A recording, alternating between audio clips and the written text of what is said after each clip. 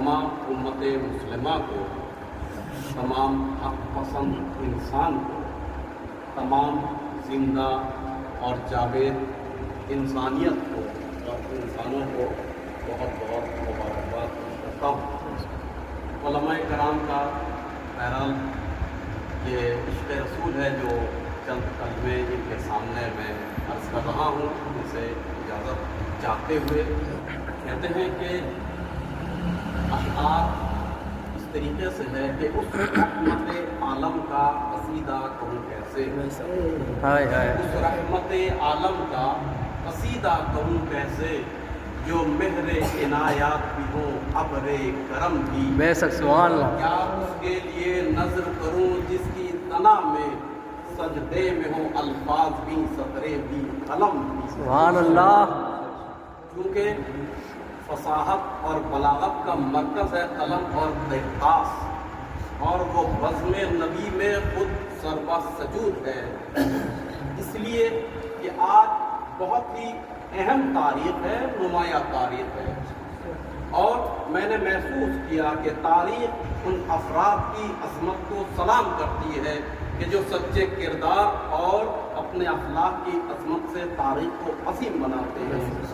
ज़हन इंसान उस जहन के सामने उसकी ड्यूटियों में सजदा रेज़ होकर सजदा ताज़ीमी के फ़राइज़ अंजाम देती है कि जो तमाम जहनों को अपनी एक फिक्र से महराज अता करती है। बेशक और वो हस्ती रिसालत मआब है सल्लल्लाहु अलैहि वसल्लम। आप तसव्वुर कीजिए मुख्तसर सी ज़िंदगी में 63 साल में वो मूवमेंट, वो इनकलाब लेकर आए कि जो इनकलाब कभी खामोश नहीं हुआ। मुझे नहीं मालूम इल्म का सतह क्या है, मेयार क्या है, मेरे अल्फाज भी आप मुकम्मल समझ रहे हैं कि नहीं समझ रहे हैं, मगर मैं इस मजमे को अजीम समझते हुए दो बुजुर्गवारों के हुजूर में ये अर्ज़ कर दूँ, दुनिया का अजीम तरीन रेवोल्यूशन मूवमेंट इनकलाब रेनेसांस का था, फ्रांस का, मगर चंद दिनों में वो सिर्फ किताबों में रह गया। मगर 63 साल में नबी पाक ऐसा एक इनकलाब लेकर आए जो मक्का और मदीने से उभरा मगर कायनात पर छा गया। सुभान अल्लाह। बेशक। और उसके फूल और उसकी खुशबू चारों तरफ फैल रही है। आज आपकी सीरत को पढ़ने के बाद लोग अचानक से इस्लाम मजहब को कबूल करते हैं। हम हजारों किताबों का मुताला करते रहते हैं और देखते रहते हैं, मगर यकीन मानिए जॉन नॉर्मन हलिस्टर ने भी किताब लिखी, मादेलाउ ने द प्रोफेट मोहम्मद नाम की वो किताब लिखी है कि जिसको पढ़ने के बाद अक्ल भी हैरान हो जाता है कि एक गैर मुस्लिम होकर उसने ऐसी अजीम किताब लिखी। मगर अफसोस की बात यह है अपने कुछ कमकारी करते हैं जो हुजूर ने एकदम खुलकर बयान किया। मैं इशारों में अर्ज करूंगा क्योंकि मजबूरी की जंजीरें मेरी जबान को जकड़े रहती है। आपने मजहब का फिरके का नाम भी ले डाला, ये इनकी जरूरत हो, लाखों सलाम हो, ठीक है। ये गैर मजहब है कि जो हमारे प्रोफेट मोहम्मद की, हमारे नबी की जिंदगी को शब व रोज के जायचों को ढालने के बाद, परखने के बाद, तजर्बा करने के बाद न सिर्फ किताब लिखते हैं बल्कि उसको पढ़ने वाले भी मुसलमान हो जाते हैं। मगर मुसलमानों में कुछ लोग ऐसे भी हैं कि जिस फिरके का आपने नाम लिया, जिस सैटेनिक वर्सेस सलमान रुश्दी भी बन जाता है और वो शैतानी आयत जैसी किताब लिखता है। चूंकि यहाँ निफाक पाया जाता है, तस्वुर कर रहे हैं ना, लिहाजा इस्लाम मजहब में निफाक और मुनाफिकत की कोई गुंजाइश नहीं है। मेरे दोस्तों और छोटे छोटे बच्चे भी बैठे हैं तो सुनो, आज दुनिया में 3 कैटेगरी के लोग नबी पाक के जश्न नहीं मना रहे हैं। 350 से ज्यादा मुसलमानों के फिरके हैं। फिरकों का नाम गिनाने लगूँ 1 घंटा लग जाएगा, लिहाजा इसी पे इक्तफा करता हूँ।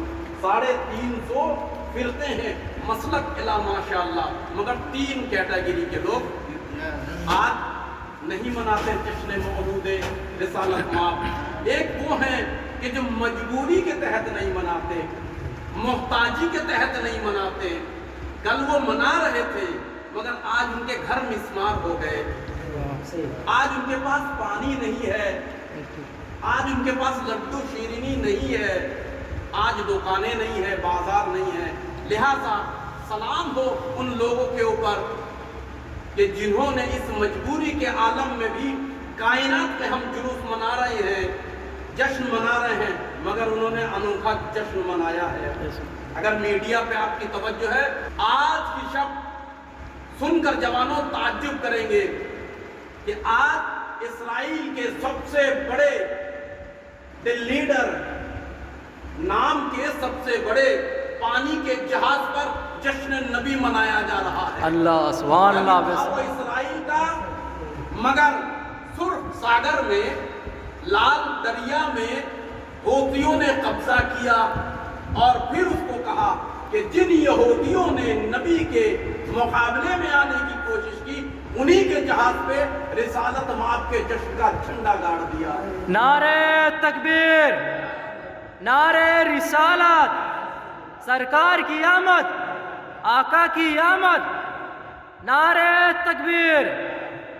یہ معجزہ ہے، سمجھ لیجئے۔ آج اسرائیل کے سب سے بڑے ٹیکنالوجی والے جہاز کے اوپر حوثیوں نے قبضہ کیا اور اس کے اوپر نبی کی ولادت کا جھنڈا گاڑ دیا۔ اتنا آسان کام نہیں ہے جو میں کہہ رہا ہوں اور آپ سمجھ رہے ہیں۔ دنیا کا سب سے بڑا ٹیکنالوجی میں سپر پاور سمجھے جانے والا اور اس کے بڑے بڑے جہاز کو کنٹرول کرنا، صرف کیا ہے ان کے پاس؟ ایمانی طاقت ہے۔ جوانوں کیا ہے ان کے پاس؟ صداقت کی طاقت ہے۔ کیا ہے ان کے پاس؟ وحدت اور ایکتا کی طاقت ہے۔ جب قوم بڑھ جاتے ہیں طاقتیں ختم ہو جاتی ہیں، اور جب مل جاتے ہیں تو کوئی بھی دشمن ان کا مقابلہ نہیں کر سکتا۔ رسالت آپ کے کسی قول و فعل کو قرآن نے بھی کہا وَاعْتَصِمُوا بِحَبْلِ اللَّهِ جَمِيعًا وَلَا تَفَرَّقُوا۔ علماء بیٹھے ان کے سامنے شرمندگی ہوتی ہے زیادہ گفتگو کرتے ہوئے، یہ باعلم انسان ہے۔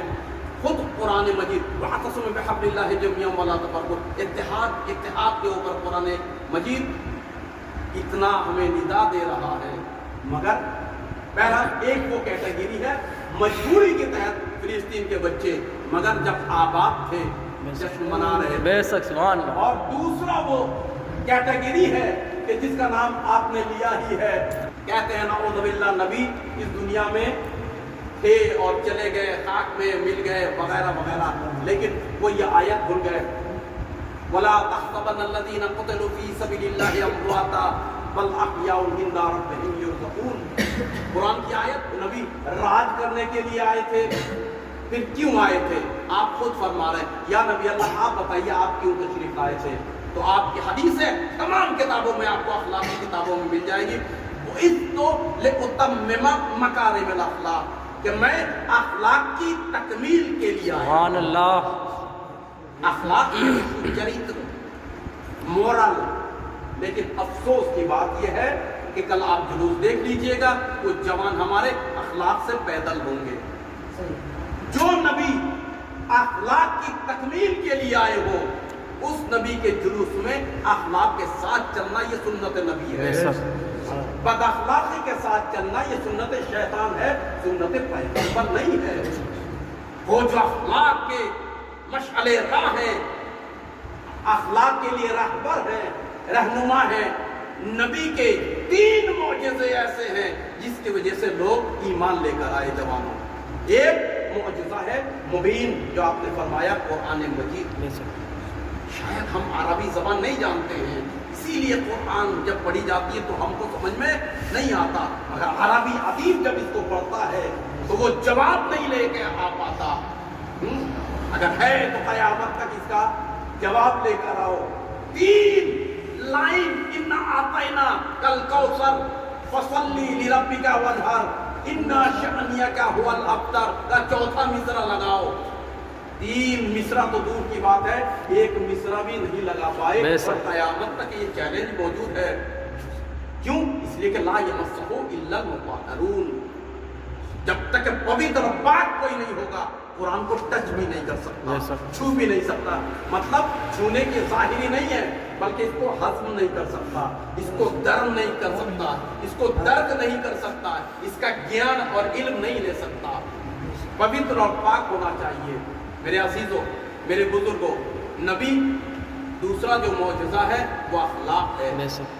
یقین مانیے 80% لوگ عرب میں नबी के अखलाक को देखकर ईमान लेकर आए थे। بے شک حق ہے नबी की नबूवत के ऐलान से पहले आपको अमीन कहते थे। بے شک उस जमाने में बैंक नहीं होता था, तो ढूंढते थे कौन सा इंसान है जिसके पास पैसा रखो तो खयानत ना करे, लिहाजा वो नबी के पास रखते थे।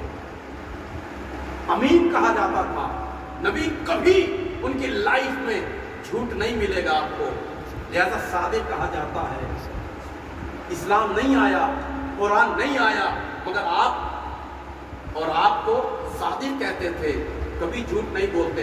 हकीकत बताओ, क्या मुसलमान ऐसा ही है? आज चले जाते हैं बाजार में, कहते मुसलमान को मत लेना, क्यों? वो झूठ बोलता है। हाँ, वो 12 रबीउल अव्वल का मिठाई 3 दिन पहले बनाता है और अभी कहता है कसम से भी बनाया। मैं एक मिसाल दे रहा हूँ, अगर ये ऐसा है तो कसम खुदा की ये मुसलमान कहने के लायक नहीं है। मुसलमान की पहचान ये है कि नबी की सुन्नत पे अमल करे।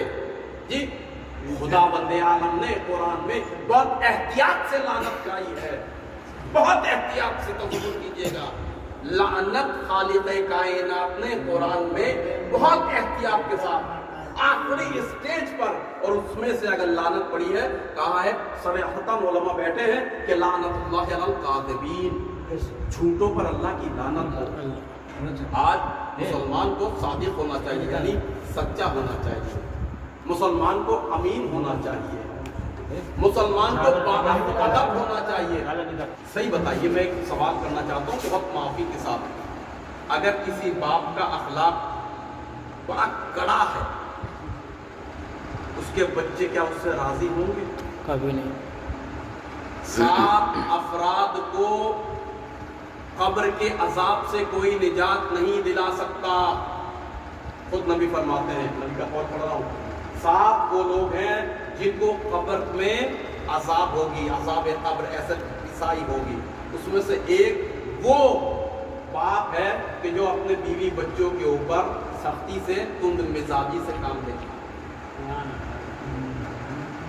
नबी पाक के लिए ये मशहूर है कि आपसे मुलाकात को लोग तरसते بے थे। شک حق सही बताइए, क्या हमारी ज़ात ऐसी है कि लोग हमसे मिलने के लिए तरसते हों? अक्सर तो हमें ऐसा ही है कि हम कहीं चले जाएं तो लोग भागने को तैयार हो जाते हैं कि भागो, अभी पकड़ लेगा, झपट लेगा, और फलां है और धमाका है। अगर ऐसा है तो नबी की उम्मत शायद हम उसमें से ना हो। लिहाजा मैं एक छोटी सी बात कहूँ और अपनी गुफ्तगू तमाम। देखिए, वो इस तो लेतम्मिम मकारिमिल अखलाक, 80% लोग नबी के अखलाक को देकर ईमान लाए। एक छोटी सी मिसाल दूं, मगर उसके लिए बिस्तरे तारीख, एक ग्रामर है, एक फार्मूला है, हिस्ट्री को समझने के लिए आपको उस जमाने में अपने आप को पहुंचाना पड़ेगा, तब आप समझेंगे। और वो जमाना क्या है? 1400 साल पहले का जमाना ऐसा था। सुनो मेरे जवानों, बुजुर्ग लोग जानते हैं, उलमा जानते हैं, चंद मिनट आपका भी लूंगा। दवाई नहीं खाई आपने, मुझे इसका एहसास है, मगर काम की बात है, उलमा से सुनते रहते होंगे। मसाला ये है, एक ऐसा जमाना था 1400 साल पहले जहां गुलाम की कोई औकात नहीं थी, गुलामों की कोई इज्जत बिल्कुल नहीं थी। कितनी नहीं थी, अगर कहीं बारिश पड़ जाए और ये जो मुंडेर है इसकी मिट्टी धंसने लगे तो आदमी को उससे ज्यादा लगाव था बनिस्बत गुलाम के, यानी उस मिट्टी की कीमत उसके पास इतनी थी जितनी उसकी गुलाम की नहीं थी। लिहाजा गुलाम को कह देता था खड़ा रहे ताकि मेरे घर की मिट्टी न धंसे, चाहे वो गुलाम बीमार होकर, मरीज होकर मर क्यों न जाए। आप तसव्वुर नहीं कर रहे, मैं जो अर्ज कर रहा हूं, एक गुलाम के बाजू में बैठना बड़ी तौहीन थी। अपने बड़े मखरूर थे। अरब के लोग बहुत ज्यादा, अब भी जो अरबों में काम करने जाते हैं, जरा हाल पूछिए, अब भी हम लोग को रफीक कह के पुकारते हो, आखिरी कहते नहीं है, भाई नहीं कहते, रफीक। रफीक का लफ्ज़ बड़ा रकीक है। उलमा समझने में क्या कहना चाह रहा हूं, बड़ा गलीज है, गाली टाइप का होता है रफीक का लफ्ज़। जी, अल्लाह ज़ाहिर तो माने दोस्त पे होता है, मगर हकीकत में अरब में दोस्त को सिद्दीक कहते हैं, रफीक नौकर को कहा जाता है। और वो जो गुलाम हुआ करते थे ज्यादातर वो हबशे के थे, उनके बदनों से खुशबू नहीं आती थी, बदबू आती थी। कोई मालिक के किनारे गुलाम बैठ जाए, बड़ी तौहीन थी। ऐसे अरब समाज में किसी गुलाम अगर उसने कलमा पढ़ दिया, अब बड़े बड़े कुरैश के कुफ्फार के जो अभी मुसलमान हुआ है उसको नागवार गुजरता था, ये हबश का काला कलोटा गरीब फकीर गुलाम ये मेरे बाजू में खड़े होकर नमाज पढ़ेगा। नबी ने कहा ये इस्लाम मसावात का दर्स है। सुभान अल्लाह। गरीब और अमीर नहीं, बारगाह खुदा में